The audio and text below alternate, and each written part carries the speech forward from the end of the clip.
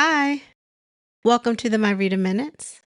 If you're new here, thank you for stopping by. To all my new subscribers, thank you for joining me on my journey. If you are a person that likes recaps, reaction videos, um, having just day to day conversation about trending topics, this is where you want to be. Now, I'm not the type of content creator that talks about investigating people's backgrounds. I don't do that. I actually don't have the time to dig and find out and investigate. I'll listen to other people and, and compare notes or whatever based on what I read. And then I just give you my 2 cents on it. That's all I do. I do reaction videos. And if you're the type of person just likes to chime in and give your 2 cents on what's going on, then welcome. Join me on my journey. It's free. Now, today I just wanted to do a recap of Real Housewives of Potomac. Yes, they're back, season 9, and this is episode 1. And I have to say that it started off pretty good. Now, my hope is that Giselle won't be so hard to watch this season. Last season, I was totally turned off with Giselle. The last couple of seasons, I've been turned off with Giselle. I don't know if it had anything to do with her sidekick, Robin, and them two just fed off each other. But now that Robin's not there, she, I guess, is seeing that she needs to make friends. And it's got to be more than Ashley. Okay? It's got to be more than Karen. Okay. Now everybody else is kind of pretty new. Mia, Mia's a girl too. But everybody else is pretty much new. Now she couldn't stand Wendy, but this season it looks like she's trying to make an effort on at least being able to stomach Wendy. Because I'm not convinced that all of a sudden she's turned over this new leaf and all of a sudden where at one point you couldn't even look at Wendy, even when she was talking to you, to the, oh, let's have lunch. Girl, no. Let's start off where, in the beginning, I think they do a reenactment of Karen's accident. Earlier this year, um, she said she was out with some girlfriends having drinks with dinner or after dinner, and she drove home. And she was in a state of, I guess, grieving for her parents and so forth. And she lost control of her car and veered off into a tree. Luckily, she was not hurt. She did do some damage to her car, but then they showed all these different charges that she got, like failure to register a car, failure to register license plate. Everything was like, well, who's keeping up the paperwork on all the vehicles? And why aren't you keeping up with your stuff at motor vehicle? And it's crazy. But anyway, she didn't take a breathalyzer. She thinks she refused that. They did take her into custody, but she refused to take a breathalyzer test. And um I guess it's at the time they were filming this, they were still, it hadn't been adjudicated, so she said, so she wasn't able to really speak on it. But it starts off with the reenactment, and then of course, the first person we see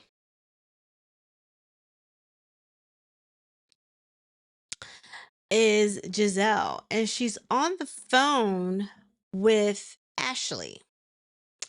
And she's talking to Ashley, and they're talking about, oh, can't believe Karen did this. Ashley says, yeah, I know, since it's her second one, like she had already had a DUI before. And I think they cut to a clip, maybe season 5, season 6, I can't really remember, when I think she had gotten a DUI then. I remember she was talking. I remember Sharice brought it up about her having a drinking problem. Remember that? And I think that was like 2 seasons ago when they brought Sharice back. And I guess because Sharice was telling her business, remember, Karen couldn't stomach Sharice. She didn't even want to be in the same spot as her because Sharice was blowing up her spot. But I remember that. I think she even said she had gone to a rehab and all that kind of stuff. So Karen really has some issues with drinking, sounds like, allegedly. Anywho, Giselle's on the phone with Ashley and she's talking about she's gonna pick her up. She's picking up Karen. They're gonna go out. She's gonna get her out the house for a little while and, you know, bring her outside. It's been a month since the whole ordeal happened, so she's going to go pay her visit. So they show her driving down the road, I think going towards her house, and she picks her up. And she tells Ray as she gets in the car, I'm driving Miss Karen. She puts her in the car, and Karen wants to go to, I guess, this local diner that she frequents a lot. Tally Ho restaurants, a pizza carryout. So that doesn't look like anything that I would frequent, but the food in there was probably delish. It looks like just like a regular old diner or whatever. Like they get their donuts like you know delivered, and I don't. It looks like they might make their pizza there. But they went there for breakfast actually, and evidently they have a breakfast named after Karen, and I think it's French toast, eggs, and bacon, and her and Giselle order two. And this is the guy that was waiting on him. And he says that Karen is the best customer and he gives her all these big ups and everything. So as Giselle and Karen are sitting there, Giselle is acting like she's coming from a place of concern. Okay. Um, and asks Karen, what's going on? Tell me what's going on with you. And, you know, And she said, well, have you gone to court? Have you been to court? Are you going? And she said, you can read. Her thing is, I can't talk about it because it's still in the courts. It's still a legal thing. And she's not able to speak on anything. Until then, she's just going to be tight lipped. And Giselle was like, she was really coming from a place of concern. She knows that Karen is usually takes better care of herself. She always looks like she's put together. And Karen's like, yeah, but evidently she's going through stuff with Ray, divorce. I mean, not divorce. I'm sorry, not her divorce. Her marriage. She's still grieving her parents from 2018. I think they passed away 7 months apart. She's still grieving her parents, and it's just so she says she's just going through a lot. And her mental state that night when everything happened kind of contributed to how she got into that ordeal. So they talk about that, and then they move on talking about Mia, how Mia is living the life. She looks like she's in love, but they keep talking about how short her man is. They say, what's the DJ's name? And I think Karen goes, I don't know, DJ Apple Box, because he needs to be on an Apple Box in order to stand as tall as Mia. And they show all these pictures of Mia standing behind him and he's in front. So it looks like they're the same height. And I thought that was cute. But then they were saying, or I think Giselle was saying, somebody was saying that she didn't like the fact that this Mia had him around the kids, like they're one big happy family or something like that. But anywho, they move on from that, and then she says, well, I know you're having a birthday coming up, Karen. I want to throw you a birthday party. Who would you like to come? And she names all the people that she wants to bring to Karen's birthday party because they're going to celebrate the Grand Dame.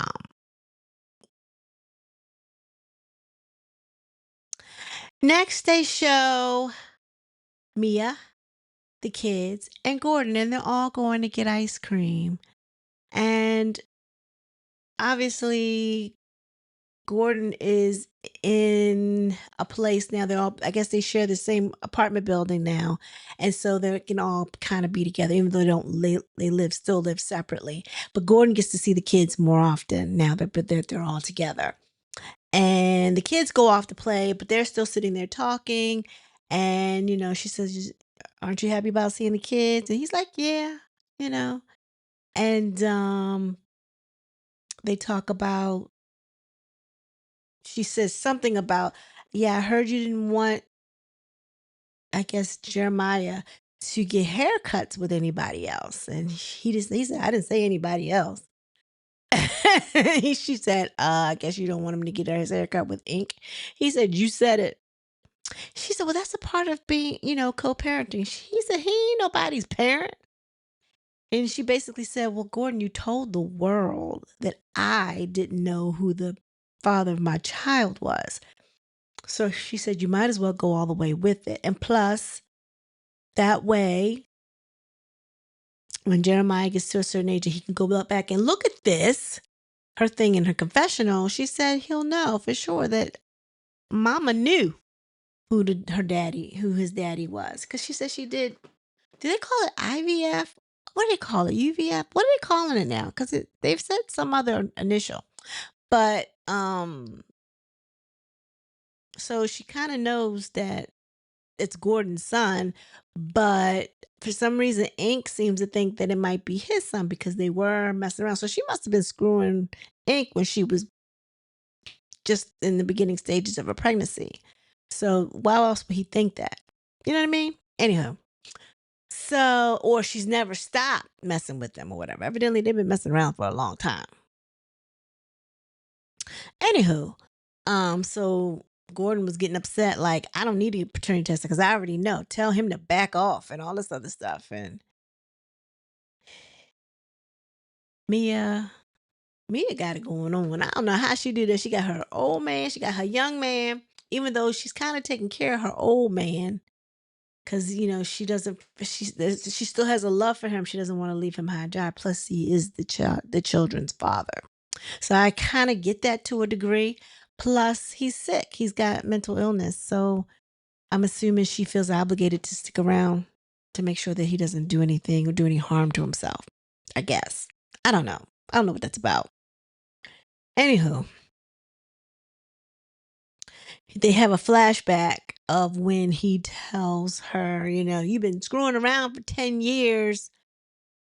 And she said, oh, come on, Gordon, that's not fair. He said, you want fair? Go to a carnival. I swear. I swear. That was priceless. Then you see Ashley, she's meeting up with her attorney. She wants to talk about her divorce from Michael. I'm assuming this is to be the third year that she's had this storyline. I'm not interested. I don't care. She was telling her lawyer that um she wants the best possible situation where it turns out that her kids are mostly at home with her where they belong. So the lawyer says, well, we're getting there. Next. Okay. We don't want to talk about that. This segment was really cute. I like this. Wendy must have packed up her desk at John Hopkins because she is turning in her professor hat. And her husband was so supportive. She was like, he was like, what you got there? Right.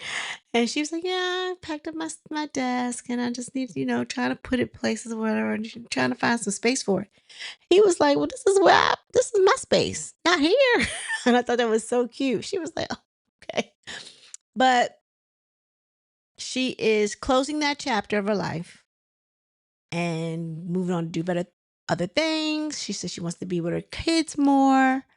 She already has a couple of streams of income anyway. I know she sells candles and whatever else on her site. They got the um CBD shop, I think, or whatever it's called, where they sell medicinal stuff, right? Something like that. I know they had started that last year because I remember they were testing it last year. So they're making pretty good money. So she could probably, and the way they said that the money that they said they were making on it, I guess she could come home and be with the kids more. So I need to open up a shop like that. Anyway. So so then he goes off and he was like, I'll check in with you later. So she sits down, starts writing her resignation letter. But I'm thinking to myself at this point, she's already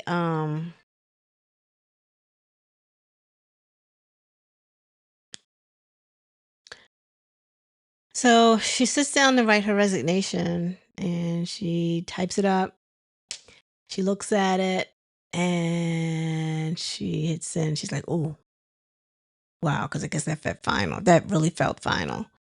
So she calls out to her husband's like, babe, come here. And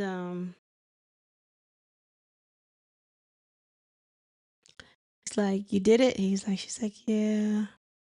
So he gives her a hug and she said, I didn't tell my mom. He said, well, you probably will be now, probably. And she just started laughing. He said, come on, let's celebrate. So he was really excited about her quitting her job. They must be making buku money in their business. That's what I'm talking about. So then we're at Anya by Vivian. Now this is the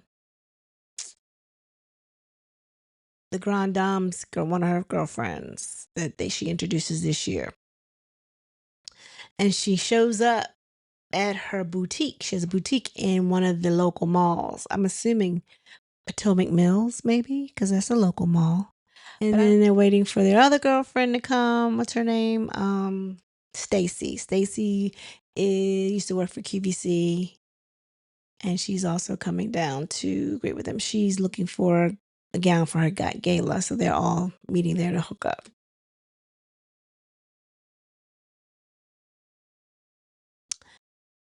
After that, oh well, let me go back. So while she's trying on her gowns and everything, they notice that her rock isn't on her finger, and they're like, Stacy, like, you usually have a rock. Where's the rock? And she breaks down and tells them that she's been separated for a year. Her husband of 16 years are filing or going through a divorce at this particular time. So right now she's separated. That's part of the reason why she moved back home from Philly. This is the restaurant where she's throwing a party for Karen. It's called the Hatitude Party. She's setting up and she's got a cutout of Karen, which I thought was super cute. Super, super cute. And then she has all these different hats surrounding the room, and they all have a name or whatever. And as the party goes on, I guess she, gives them out. Ashley comes in with what does she call this basket? A start over basket or something type of basket where she has her bottled water. This is for Karen. Her Uber cards and something to like paint birdhouses or whatever. And I thought it was kind of a shady gift, but we're talking about Ashley. So her and Giselle are talking, and I think Ashley must have asked, like, well, when did she go to court? Like, what's going on or whatever.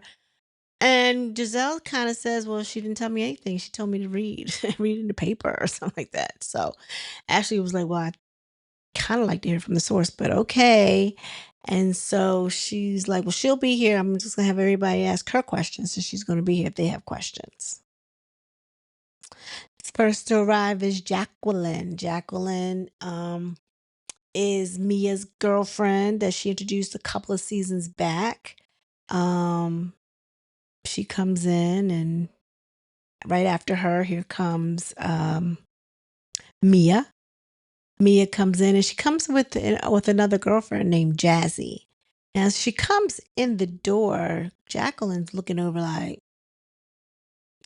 who is this? And I don't know. Jacqueline seems like I guess her and Mia are okay. They have one of those off and on type relationships.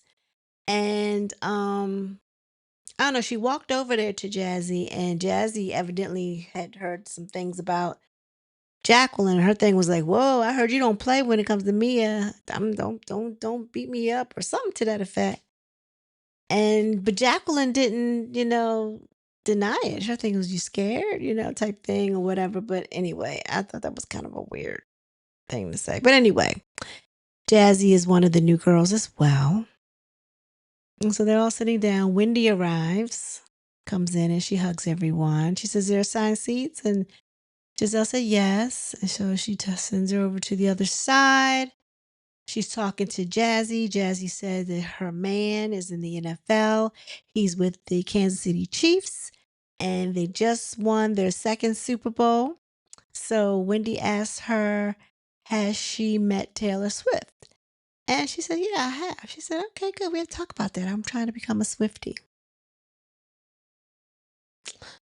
Okay, Wendy.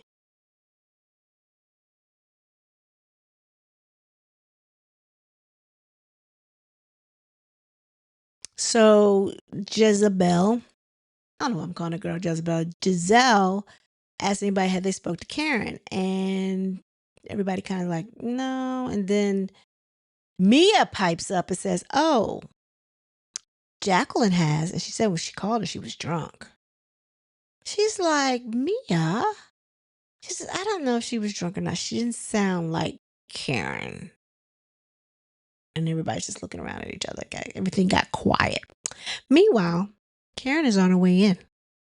But before she gets in there, she sends her two girlfriends in there first. This is Vivian. Remember the Vivian from the boutique. She goes in first, and then Stacy goes in afterwards. Now, Stacy and Wendy know each other from a prior job. She said they used to sit on the same board or whatever somewhere, and they showed a back picture of when they all knew each other.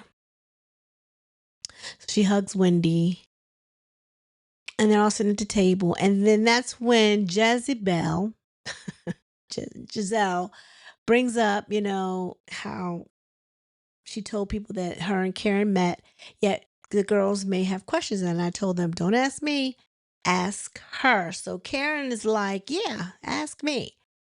She said, but first I want to know who here is a true friend, who's here is a real true soldier for Karen Huger. Because she says she don't want no fake biatches around her. And the whole room got quiet. So Jacqueline just does pipe up and says, well, I'm just happy that you didn't, that you weren't hurt and that nobody else was hurt and that no kids were killed. Is that what she said? Killed? And her girlfriend Vivian is looking at her like, what? Huh? So Giselle starts giving out the hats. And I'm thinking she's giving out these hats in the order on how she likes people. Karen got it first, only because I think it was her birthday. So she said she would start with Karen. And she called her Karen Hollywood. So she got her hat.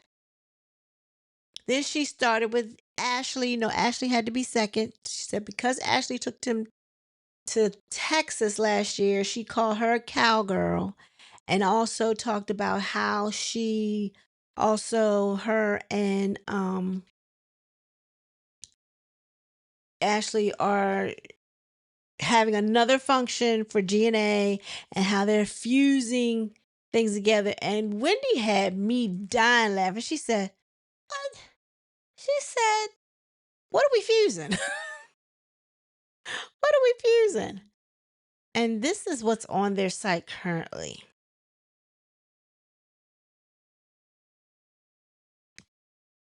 Yeah, no, not interested. Sorry. And that shirt, they can't get rid of it because the shirt with the GNA all over it has been on this site for the longest. Tell me why I would buy a pair of tube socks with GNA on it for $15. What? Is that a turtleneck? And who's it for? Like, who?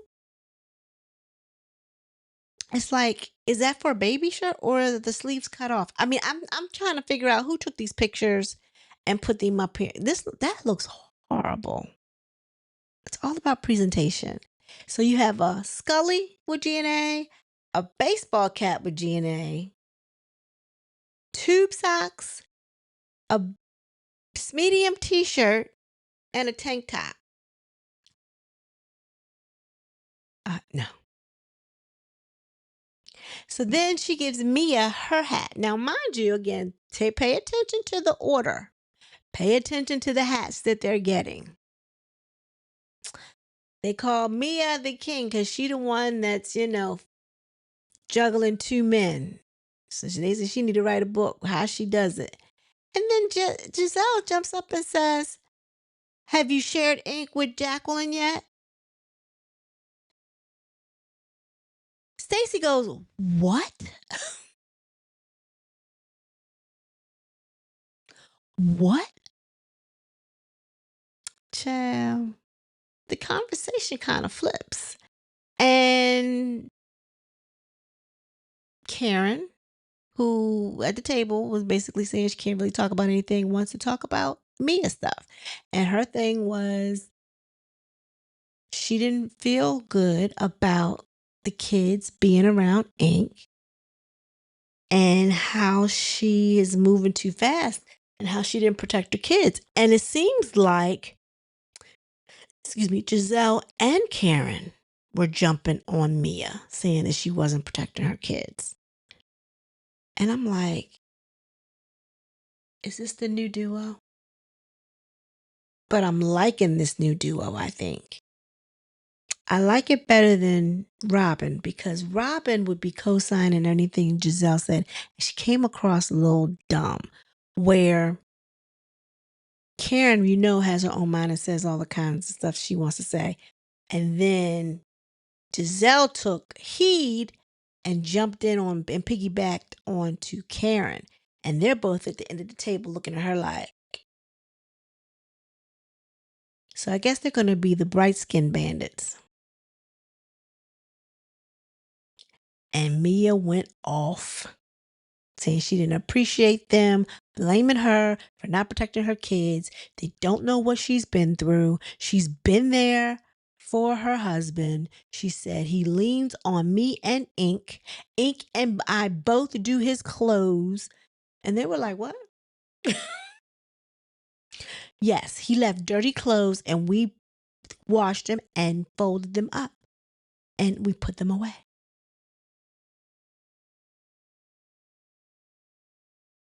What? And then she looks at Jacqueline and says, Jacqueline knows what I've been going through. She's the only one that knows. She knows.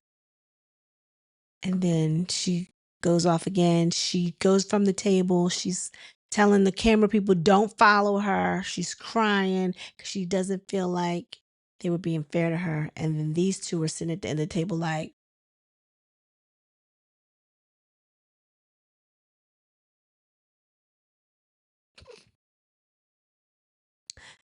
and it goes off with Jacqueline, Mia, and Jazzy in the bathroom consoling Mia because she's crying because she feels like she was being attacked.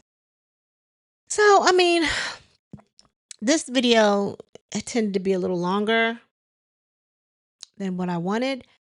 But what do y'all think about this episode? I think it was a good episode. I think it was a really good episode. I'm looking forward to the clip that I saw with Jazz because I guess it picks up next week at this party. And Giselle tells Wendy that because their relationship is in the bucket, she was going to give her a bucket hat. So she gives her a bucket hat. And it's a cute hat, but she gives her a bucket hat. And then, Wendy's humor is a little, I don't know, off or whatever. But she starts, and if you didn't catch it, I caught it. She was like, she started being an MC. She said, my name is Wendy, and that's a fact. All these women at the table want to feel my something.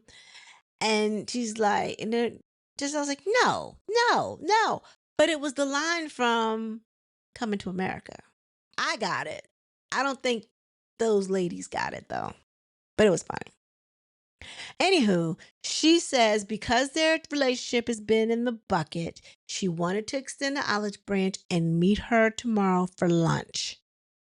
And Wendy's like, okay. Real hesitant, and rightly so. But then they show, now this is a clip I saw already. I don't know where I saw it, but Giselle comes in real casual. She's already there waiting for Wendy to come, and Wendy comes in And Wendy, sometimes her outfits, where they're cute, are not appropriate for where she's going. Like where if she was just going to lunch, she could have just had a regular nice blouse and some jeans or what have you, right? But she was acting like she was going to an affair, like she was going to some, I don't know, the Met Gala. I don't know, because she had on these furry sleeves, this bustier top with the furry sleeves attached, and her breast was sitting above. I mean, it was like a little much. But obviously, ever since she got her tatas done, she likes to show them off. Anywho, she's sitting there, and Giselle, you can see Giselle. Giselle went back into her old mode because her thing was she saw what she had on, and she was like, "Give me a second."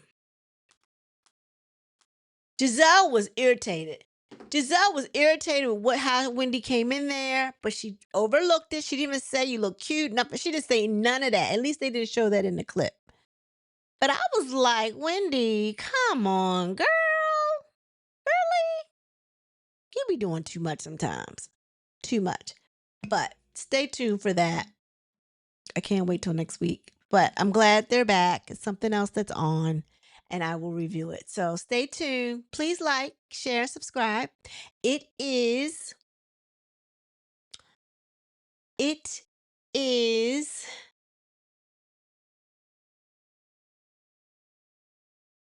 it is Libra season. It's my birthday month. My birthday will be here in 4 days. And for my birthday, subscribe to my channel. Like my channel. It's free. It's all I want. Everyone be blessed. Peace.